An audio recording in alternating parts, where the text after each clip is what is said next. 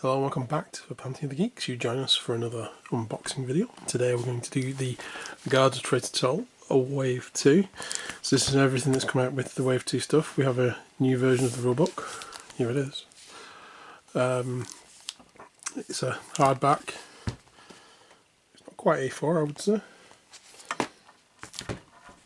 See, we have our two boxes. We have the Guardhouse Heroes. We have the Sinister Citizens, and we have a little box here of new recruits. So have a look at the book at the end, and we shall start, I think, maybe we'll just open the little box first. So there should be 3 models in here. Also I got these from Firestorm Games, if anyone was wondering. And we have 3 MDF. I'll have to check the thickness of those. They look about the right thickness compared to the ones I've been using, to be honest. They might be fine. 3 MDF bases and 3 resin models. We have the Guardsman with the Hound on one base, and we have a Dwarf with a spear. So I've got a Halfling with a mace and a shield. So that's pretty cool. They'll definitely go on that base. He's a bit big, really. He'll film. He'll film. That's fine. It's cool. I like the dwarf though. Cool. Looks like it means business. So they're nice models. We'll stick them on the bases later. So let's have a start with the Guardhouse Heroes in this set.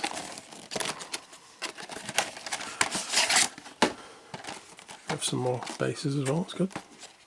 Of course I'll be putting cobblestone printed bases on top of them as well, so I think they're about the right thickness. They don't feel too thick for me. Depends on what bases you guys are using for yours. We have 2 of those, and we have 2 of the 40mm size ones. We have our cards, which we'll take a look at in a second. And again we have our models.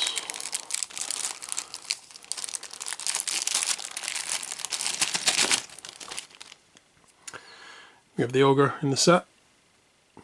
Easy to put together, just 2 parts basically. That's pretty cool. It feels pretty clean too. It feels like nice resin. Doesn't feel... I'll still wash it, because I do that with our resin. It doesn't feel oily. Doesn't smell of anything. It looks like there's no sort of like horrible mould lines or anything like that on them. They look quite nice actually. Cool. I still usually use scrub resin just in case, but I will do with these as well. So we have ourselves Guardsman with shield and a Halfling with just a lantern really. She's also got a mace, and we've got the emblem of the city. Also got a random, it looks like it's broken off actually. Yes it has. So that has broken off though, that's a shame. It's quite a small fitting. So yeah, what I'm going to do with that, I'll probably drill that and pin it. As you can see, that's just snapped off. It's not massive. If you weren't happy with it, I'd send it back, but I'm just going to pin that back on. Yeah, I can make a small pin for that and just glue it. You know, probably stronger than it was to start with, but that's a worrying point of stress.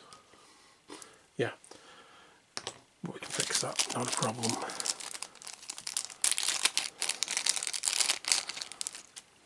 And then we have the guy on the horse, Captain, Sergeant, don't know what she is. It says reinforcements. Might find out in a second.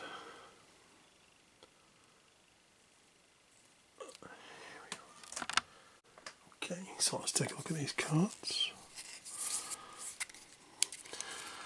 Undo them. Here we go. So we have Captain Bellow. Oh, okay. Sergeant Crustin. Unique sword, shackles mounted. Nice. Pericule. Oh, he's a gnome. The gnome guard. Yeah, cool. Lug the ogre guard. And then we have diminutive guard. So it looks like, alright, so obviously in the little box we opened first, there's a little guy that looks like this. And you can just use this for any halfling or gnome model. I like that, that's cool. I might have to switch up some of the models I've got in, because I do have some halflings already. And some ogres, so I'm hoping there's like an ogre version. So we've got diminutive guard. And again, these are just to use in the game really, so I think those two are the same, yeah. We've got oversized guard, there we go. Large figure, ignore wounds. So very specific to ogres. So I'm going to rejig my list where I've got ogres in them already and use these cards. I like that, that's cool. And we've got another oversized guard card. And then we have, oh, we've got some secrets. Oh, I don't want to ruin that. So I'm not going to show you the secret. I think there's only one secret card though. I can only see one that's got red on. I don't want to read that either, to be honest. So I want to put that to one side. Then we have some plot cards like this. I will quickly show you the spy card, because it'll be a random draw. And it's a spy. There we go. It's much like the cards in the main game. When we have some advanced cards, we've got stab, swing, impale, weapon drill, inquiring mind, forceful leader, meteoric iron, cool. So assigned to guard with a mace or a warhammer, awesome, I like that. Dragon scale shield, also cool. Plentiful coin, potion of flight. Again, I'm not going to show you all these, it's just to give you a flavour of what's in the box. Talisman of protection, spell scroll ice storm, so we've got some magic items.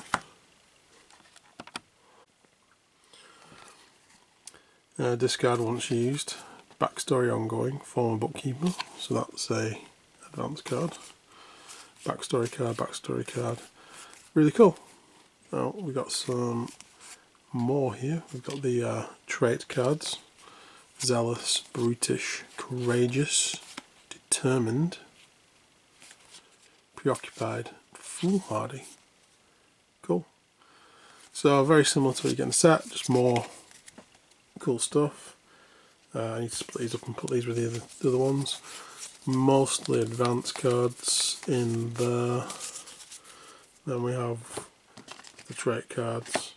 Got one plot card which I showed you, one secret card which I'm not showing you, and the recruitment cards, which are particularly interesting because that's pretty cool. Ignore wounds for the ogre and small figure for the halfling or gnome. Then we have our special characters, these four. Cool. Right. Sorry, I'm coughing a little bit, man. I've had this cold now for weeks. Apologies. So let's move on to the Sinister Citizens box. So we have ourselves same again. That's the back of the box if you are interested. So it looks like we should have 6 people in here.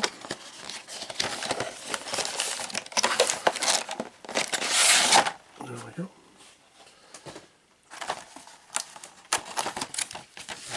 Same bases, which I believe are quite, probably like 2 mil, I'd say. Had a guess.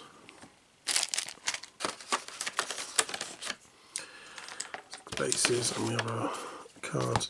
So we have red cards in there, so I won't be showing you those either. I don't want spoilers. I don't want to read them myself. So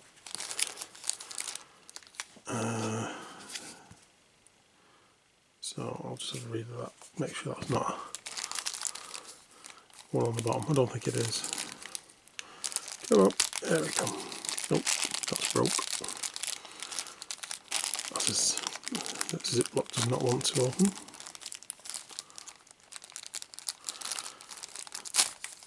ziplock's failed. So it doesn't ziplock.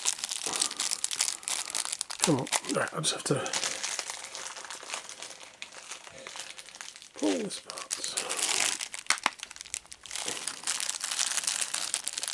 Okay. There we go. So we have a small child, maybe. We have a baker with a suspicious pork pie. We have a dude carrying all the books.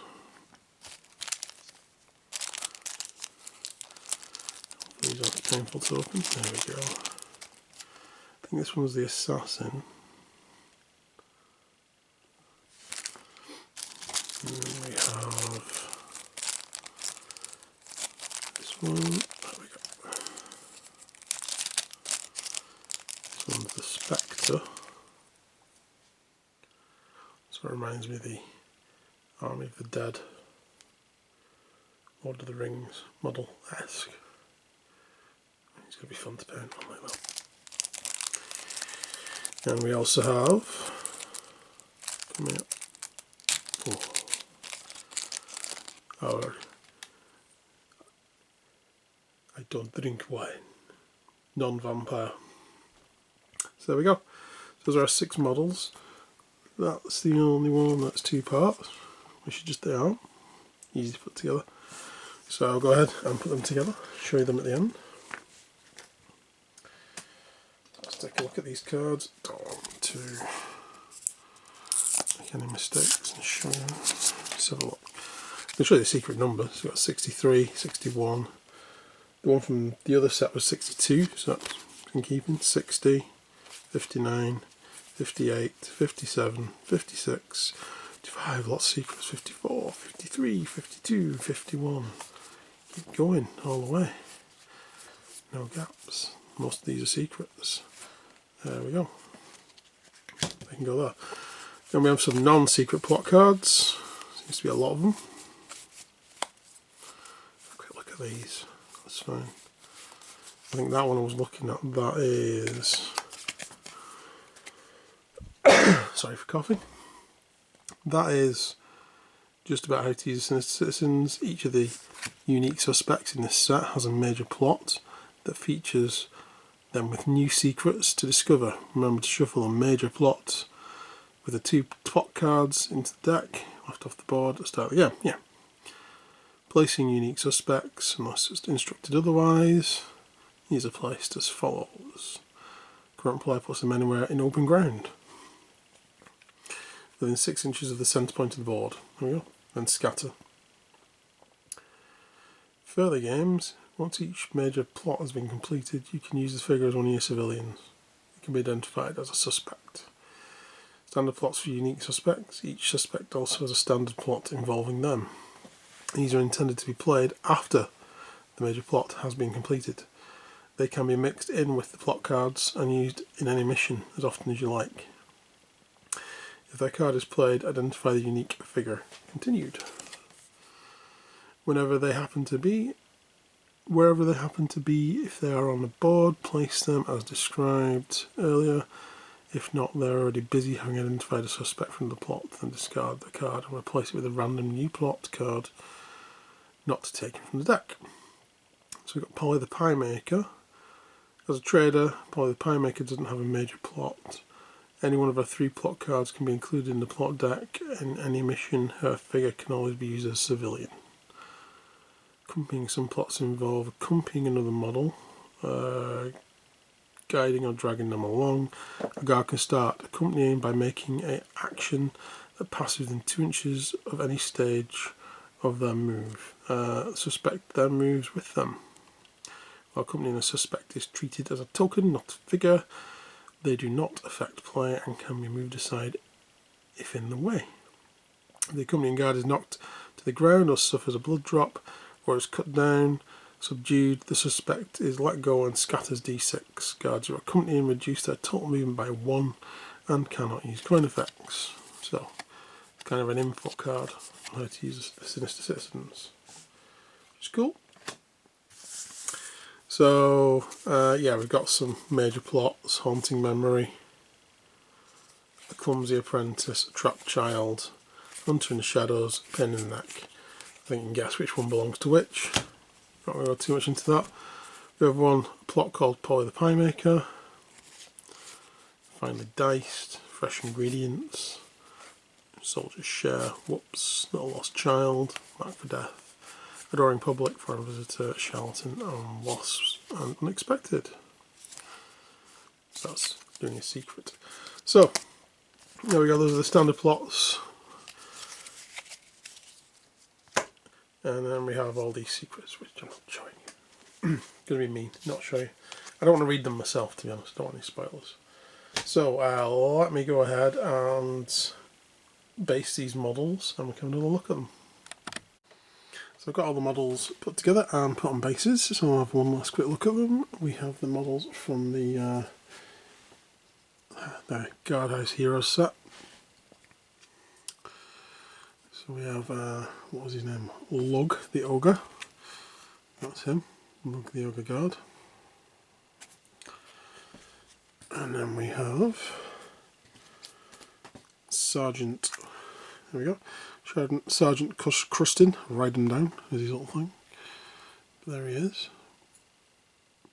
So all these models, much like the dwarf that came in the Wave 1, they all have these, they're not puddle bases because they're not round, it's not like the plastic ones, but they do all come on these little flag bases.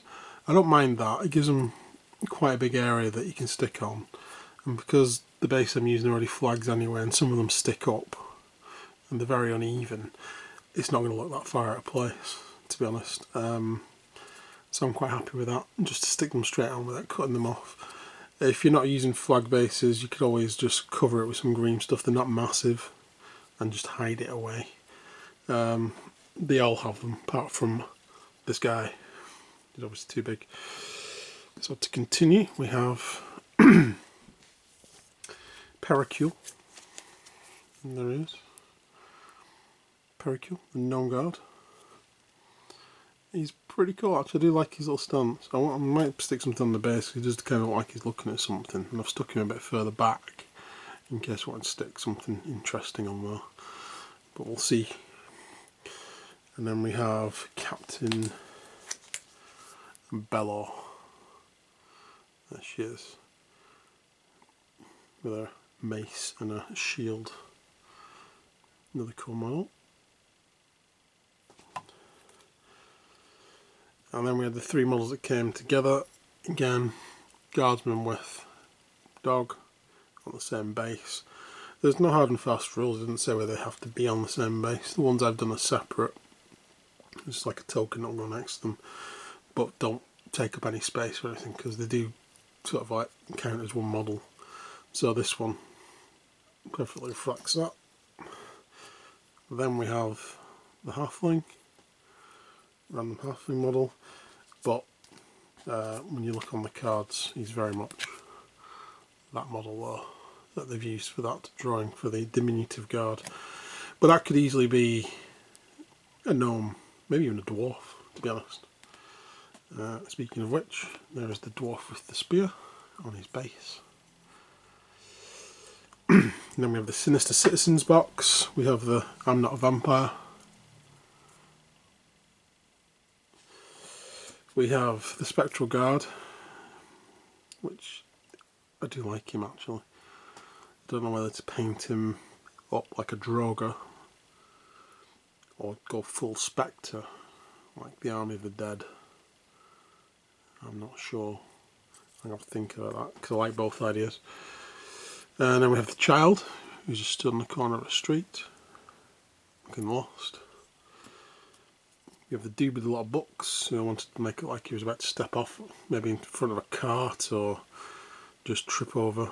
If he had a little cat model, I could stick it there like he's going to stand on a cat. That'd be hilarious, as he dropped the books everywhere. We have Polly the Pie Maker, not Mrs. Lovett at all. And then we have our assassin there. So those are the models from Wave 2. the resin's nice. I like it. And I'm one for hating resin other than like 3D printed. But these don't seem to have any sort of real problems with them whatsoever. Apart from that weak point on that hammer, which I fixed. I had to put a pin in it. There was a little bit of a gap left after I put the pin in, because I wanted to get in the right position, so I just filled that with a little bit of green stuff. So lastly, take a look at the rulebook, and I have the starter rulebook as well, just so you can see the size difference. So you can see you're dealing with a bigger book. It's not full-sized sort of A4 sort of size like the core space books that I've got and stuff like that. It's more along the same lines as like it's actually slightly bigger than the Stargrave book, but it's not massively bigger than the Stargrave book. But up to page, here we are, 106, it is identical in content to this. It's just obviously in a larger print size, but page per page up to this point it is exactly the same. So the actual content in this is from page 106 up to where we have the quick reference sheets. So we have the Inspector short story, the Northgate Night Shift short story, and the Coin for a Tale short story. I haven't actually read these yet. Just wanted to show you the difference in the two books. Putrid Problem short story. And then we have The Weird and the Winding Path. A weird and winding path even. That's a slightly longer one. And then we have some design pages where they show off some of the designs of the plastics. And also talk about some of the buildings, which you might be able to see some in the background or in previous videos. With some of the drawings I did. So just some design notes. And then we have the models we've just been showing you. There's the Spectral Guard and the Halfling. And then we have a FAQ. And then we're back onto the quick references, which is how the other book ends. So really you're only getting that small extra amount. So it's up to you whether you want a hardback, larger print. Do you need to play the game more than that? Absolutely not. It's got all the same missions in, all the same rules. So you're only getting a few short stories different, and obviously the larger print size and hardback. This is perfectly serviceable for playing. This is all I've been using for playing. It's nice to have. It's nice to have a second rule book, because when you're playing alongside somebody else, then they can reference the rules in the other book. And because they're on the same pages, it'll be easy to find. But like any hardback, it just feels nicer to me rather than the little one. So whether you think it's worth buying or not, I'm glad I've got it. Would I have got it in my mind to definitely have to get it? No, but I'm glad I've got it. It wouldn't be like, I have to have this kind of thing. It's very nice to have though, and I want to read the short stories and see what they're like. Give a bit more lore and background into the guards, but yeah, I like it. So overall, quite impressed with Wave 2's models, cards, and the book. But if it's for you, that's up for you guys to decide basically whether you want to add all this stuff in. I think if you want to add different races in, I think to your guards, I think getting the heroes set, I think, is the best. If you want more plots, because you've not played through the game yet, well, so you play through the game, you use all the plots, and then obviously getting the Sinister Citizens is a better option. I would say if you're just starting out with this and you've only got phase 1, consider getting the guards ones if you want to have different races in right from the start, because they're obviously it is like a mini campaign, so you can play it multiple times. But if you just want to have them all in from the start, maybe get that one, and then after you've played through it, when you go on to your further games and stuff like that, if you want to change it up, then get the Sinister Citizens, and obviously you can get the small pack of 3 models if you want those models, basically, because you can easily get proxies for all of those. None of these are official characters. If you want to have special characters again, getting the heroes of the guard's house is the way to go. So there we go. Hope you've enjoyed. Please like and subscribe, and stay tuned for more Guards of Traitors Toll videos and Moonstone. Those are the two that I'm mainly doing at the moment. It's just about having enough time to do them. Currently I'm painting loads of gnomes for Moonstone. If you saw the previous video, which I'm trying to, it wasn't a really good upload. I'm hoping this upload's going to be better. I was having problems with getting the new software to work with the computer that I've got. So please stick with it. Anyway, thanks for watching. Please like and subscribe, and we'll see you again soon. Bye for now.